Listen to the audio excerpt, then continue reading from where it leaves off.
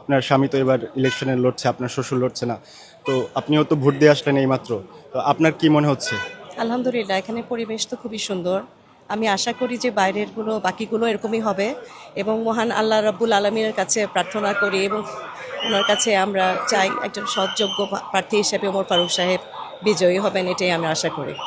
আপনার শ্বশুর এখানকার 6বারের এমপি এবং 3বারের মন্ত্রী ছিলেন, তো এলাকাবাসীর কাছে আপনাদের প্রত্যাশাটা কি?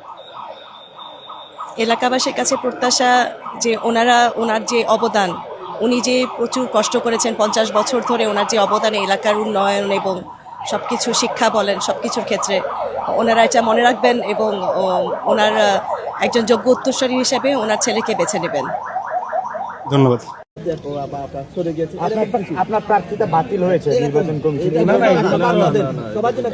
এগুলো হচ্ছে ফেক মানে প্রপাগান্ডা, ফেক, বুঝেন না? আমার বুয়া। ঠিক আছে, থ্যাংক ইউ।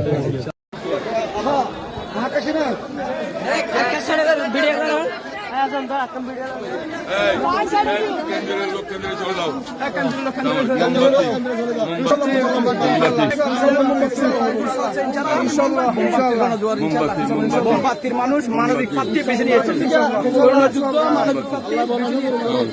আলমগীর ভাই, এই চট্টগ্রাম 14 আসনের মানুষ মানবিক প্রার্থীকে বেছে নিয়েছে।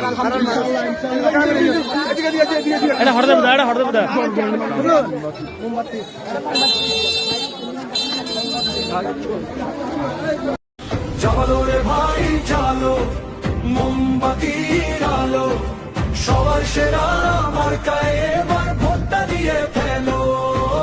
জালো রে ভাই জালো, মোমবাতির আলো, সবার সেরা মার্কায় এবার ভোটটা দিয়ে ফেলো।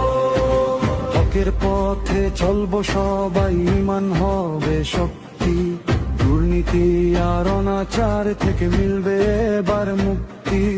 ইসলামী ওই মূল্যবোধে সাজবে